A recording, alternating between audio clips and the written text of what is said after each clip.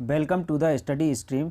आज डेट है 5 फरवरी 2024 और 5 फरवरी 2024 के करंट अफेयर से जितने भी इम्पोर्टेंट क्वेश्चन बने हैं इस वीडियो में हम डिस्कस करेंगे। इस वीडियो का पीडीएफ आप हमारे Telegram group the study stream से डाउनलोड कर सकते हैं। टेलीग्राम ग्रुप का लिंक इस वीडियो के डिस्क्रिप्शन में दिया गया है। तो चलिए शुरू करते हैं। पहला क्वेश्चन है कि अभी हाल ही में विश्व आर्द्रभूमि दिवस कब मनाया गया है। तो अभी हाल ही में 2 फरवरी को विश्व आर्द्रभूमि दिवस मनाया गया है। तो हर साल फरवरी की 2 तारीख को वेटलैंड यानी कि आर्द्रभूमि दिवस के रूप में मनाया जाता है। वेटलैंड ज़मीन का वह हिस्सा होता है जहां पानी और भूमि आपस में मिलते हैं, यानी कि ये एक तरीके के दलदल होते हैं। ये हमारी पारिस्थितिक तंत्र के लिए बहुत ज़रूरी है। नदियों, झीलों, तालाबों आदि की खराज होती स्थिति को देखते हुए 2 फरवरी 1971 को ईरान के रामसर में वेटलैंड कन्वेंशन को अपनाया गया था।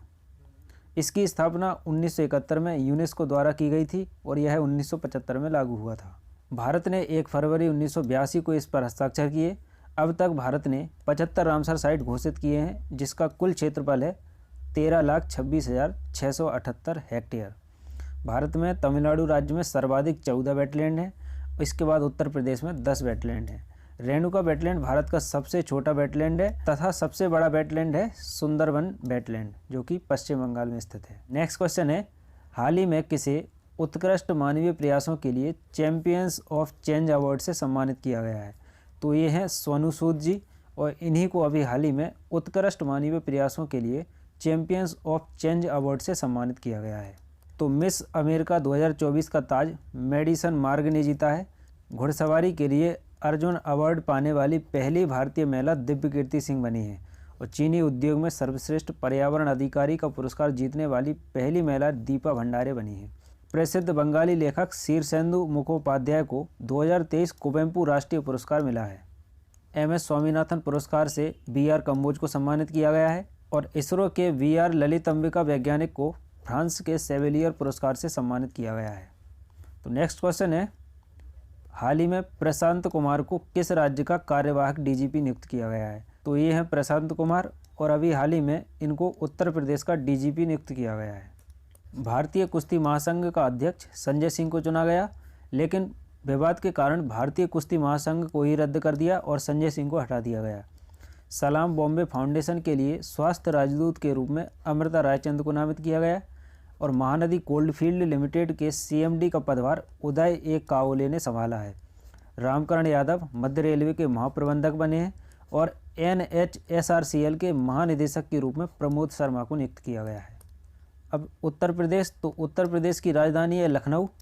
उत्तर प्रदेश के मुख्यमंत्री हैं योगी आदित्यनाथ, और उत्तर प्रदेश की राज्यपाल हैं आनंदीबेन पटेल। उत्तर प्रदेश में एक ही राष्ट्रीय उद्यान है, दुधवा राष्ट्रीय उद्यान। उत्तर प्रदेश के लोक संगीत हैं सोहर, कजरी, होरी, तीज गीत और ढोला गीत। उत्तर प्रदेश के लोक नृत्य हैं रासलीला, नौटंकी, झूला, कजरी, जद्दा, चाचरी और जैता। उत्तर प्रदेश के लोक नाट्य हैं नौटंकी और रासलीला। उत्तर प्रदेश में गोंड जनजाति पाई जाती है, भोटिया जनजाति, जौनसारी जनजाति, थारू भंगी जनजाति, राजी जनजाति और बोक्सा जनजाति पाई जाती है। भारत की पहली AI सिटी लखनऊ में बनेगी। सबसे लंबी सोलर साइट लाइन स्थापना का विश्व रिकॉर्ड अयोध्या में बना है। अयोध्या के बेसन के लड्डू को GI टैग मिला है। उत्तर प्रदेश सरकार वाराणसी में 25,000 घरों में सौर छतें स्थापित करेगी। भारत के पूर्ण गर्ल्स सैनिक स्कूल का उद्घाटन मथुरा में किया गया है। उत्तर प्रदेश के पहले फ्लोटिंग रेस्टोरेंट का उद्घाटन प्रयागराज में किया गया है। नेक्स्ट क्वेश्चन है, भारत के पहले बीच साइट स्टार्टअप फेस्ट का आयोजन कहाँ होगा। तो अभी हाल ही में भारत के पहले बीच साइट स्टार्टअप फेस्ट का आयोजन कर्नाटक के मंगलोर में किया जाएगा। तो 16 से 18 फरवरी को पहला Mangalore beach site startup fest स्थानीय उद्यमिता के लिए एक महत्वपूर्ण क्षण है, जो शहर के स्टार्टअप विकास को बढ़ावा देगा। अब मंगलोर है कर्नाटक में, तो ये रहा मैप में कर्नाटक। कर्नाटक की राजधानी है बेंगलुरु। कर्नाटक के वर्तमान में मुख्यमंत्री हैं बसवराज बोम्मई, और कर्नाटक के वर्तमान में राज्यपाल हैं थावरचंद गहलोत। कर्नाटक में बनेरघट्टा राष्ट्रीय उद्यान है, बांदीपुर राष्ट्रीय उद्यान है, कुद्रेमुख राष्ट्रीय उद्यान, अंसी राष्ट्रीय उद्यान और नागरहोल राष्ट्रीय उद्यान है। कर्नाटक में जनजातियां पाई जाती हैं बेदार, टोडा, हक्की, पिक्की, जैनुकुरवा, कुडुकुरवा, कोंडा, कुपोस और सोलागा। कर्नाटक के लोक नृत्य हैं यक्षगान, कुनीता, कारगा, लांबी और बीरगा से। तो भारत ने पहली स्वदेशी high speed flying wing UAV का सफल परीक्षण कर्नाटक में किया है। रक्षा रमैया को कर्नाटक की टेबल टेनिस एसोसिएशन का अध्यक्ष बनाया गया। नम्मा कमाला प्रतियोगिता का आयोजन बेंगलुरु में किया गया है। महिला नेतृत्व वाले स्टार्टअप की संख्या में बेंगलुरु शीर्ष पर रहा है। नीव लिटरेचर फेस्टिवल 2023 का आयोजन बंगाल में किया गया है। नेक्स्ट क्वेश्चन है, हाल ही में किसने the status of snow leopard in India report जारी की है?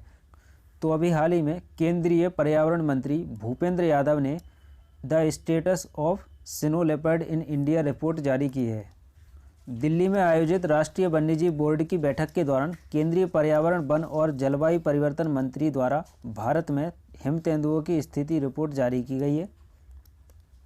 इस रिपोर्ट के अनुसार भारत में 718 हिम तेंदुओं की संख्या है, जो संरक्षण प्रयासों के लिए महत्वपूर्ण आंकड़े प्रदान करती है। रिपोर्ट में विभिन्न राज्यों में हिम तेंदुओं की अनुमानित संख्या का विवरण दिया गया है, जिसमें लद्दाख में सर्वाधिक 477 हिम तेंदुए पाए गए, उत्तराखंड में 124 और हिमाचल प्रदेश में 51, अरुणाचल प्रदेश में 36 और सिक्किम में 21 तथा जम्मू कश्मीर में 9 हिम तेंदुए पाए गए। नेक्स्ट क्वेश्चन है, हाल ही में 37वां सूरज कुंड शिल्प मेला कहाँ आयोजित किया गया है? तो अभी हाल ही में हरियाणा के फरीदाबाद में 37वां सूरज कुंड शिल्प मेला का आयोजन किया गया है। तो सूरज कुंड मेला 2024 भारत के सबसे उत्सुकता से प्रतीक्षित सांस्कृतिक कार्यक्रमों में से एक है और ये 2 फरवरी को सूरज कुंड मेला ग्राउंड फरीदाबाद में शुरू हुआ है और 18 फरवरी तक इसका जीवंत उत्सव जारी रहेगा। इस प्रतिष्ठित मेले के 37वें संस्करण के रूप में सूरज कुंड मेला 2024 कला, संस्कृति और विरासत के और भी भव्य प्रदर्शन का वादा करता है, जो दुनिया भर से आगंतुकों को आकर्षित करता है। अब हरियाणा, तो ये देख सकते हैं मैप में हरियाणा की राजधानी है चंडीगढ़ और मुख्यमंत्री हैं मनोहर लाल खट्टर। राज्यपाल हैं बंडारू दत्तात्रेय। हरियाणा में सुल्तानपुर राष्ट्रीय उद्यान स्थित है। हरियाणा की लोकसभा सीटें हैं 10, राज्यसभा सीटें हैं 5। भारत अंतर्राष्ट्रीय विज्ञान महोत्सव 2023 फरीदाबाद में हुआ है। हरियाणा ने पहली विजय हजारे ट्रॉफी का खिताब जीता है। हरियाणा सरकार ने अभिनेत्री मीता वशिष्ठ को मनोरंजन नीति परिषद का अध्यक्ष नियुक्त किया है। हरियाणा के नए डीजीपी शत्रुजीत कपूर बने हैं। हरियाणा सरकार ने विधुर अविवाहित लोगों के लिए मासिक पेंशन की घोषणा की है। नेक्स्ट क्वेश्चन है, हाल ही में अंतरिम बजट 2024 में किस मंत्रालय को सबसे अधिक बजट का आवंटन किया गया है? तो अंतरिम बजट 2024 में रक्षा मंत्रालय को सबसे अधिक बजट आवंटित किया गया है। तो वित्त मंत्री निर्मला सीतारमण ने अंतरिम बजट 2024 संसद में पेश किया। यह छठा मौका था जब वित्त मंत्री निर्मला सीतारमण ने बजट पेश किया। साथ ही उन्होंने अपने कार्यकाल का पहला अंतरिम बजट पेश किया। अंतरिम बजट के प्राप्त डॉक्यूमेंट के अनुसार रक्षा मंत्रालय को 6.21 लाख करोड़ के साथ सबसे अधिक आवंटन किया गया। इसके बाद 2.78 लाख करोड़ के साथ सड़क परिवहन और राजमार्ग मंत्रालय दूसरे स्थान पर है। तो नेक्स्ट क्वेश्चन है, हाल ही में कौन 16वें वित्त आयोग के सदस्य बने हैं? तो ये हैं अजय नारायण और ये अभी हाल ही में 16वें वित्त आयोग के सदस्य बने हैं और रिसेंटली 16वें वित्त आयोग के अध्यक्ष अरविंद पनगड़िया को बनाया गया था। तो वित्त आयोग का वर्णन संविधान के अनुच्छेद 280 में मिलता है। वित्त आयोग का गठन राष्ट्रपति करता है हर 5 साल के अंदर। वित्त आयोग की संरचना की बात करें तो इसमें एक अध्यक्ष और 4 सदस्य, कुल मिला के 5 सदस्य होते हैं। वित्त आयोग का कार्यकाल राष्ट्रपति पर निर्भर करता है और इसकी पुनर्नियुक्ति भी की जा सकती है।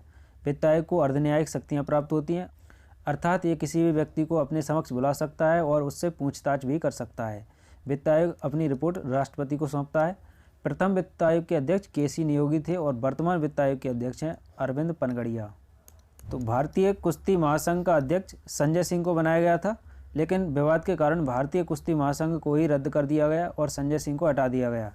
सलाम बॉम्बे फाउंडेशन के लिए स्वास्थ्य राजदूत अमृता रायचंद को नामित किया गया। महानदी कोलफील्ड लिमिटेड के सीएमडी का पदभार उदय ए काओले ने संभाला है। रामकरण यादव मध्य रेलवे के महाप्रबंधक बने हैं और NHSRCL के महानिदेशक के रूप में प्रमोद शर्मा को नियुक्त किया गया है।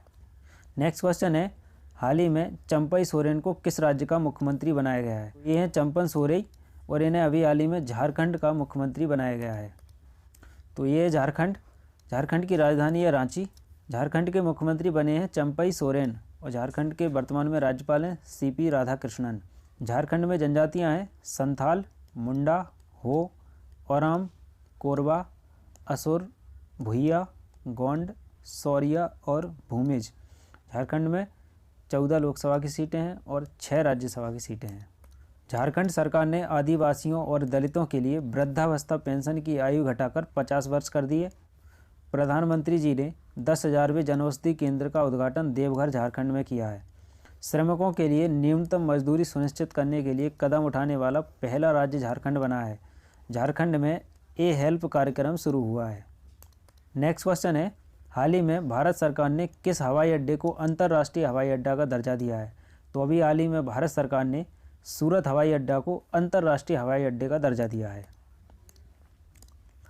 अब कल जो क्वेश्चन पूछा गया था उसका आंसर है, हाल ही में एक समंदर मेरे अंदर नामक किताब किसने लिखी है? तो ये लिखी है संजीव जोशी ने। अब कल की क्लास पे आधारित एक प्रश्न है, हाल ही में IMF ने चालू वित्त वर्ष में भारत की GDP वृद्धि दर कितने प्रतिशत रहने का अनुमान लगाया है?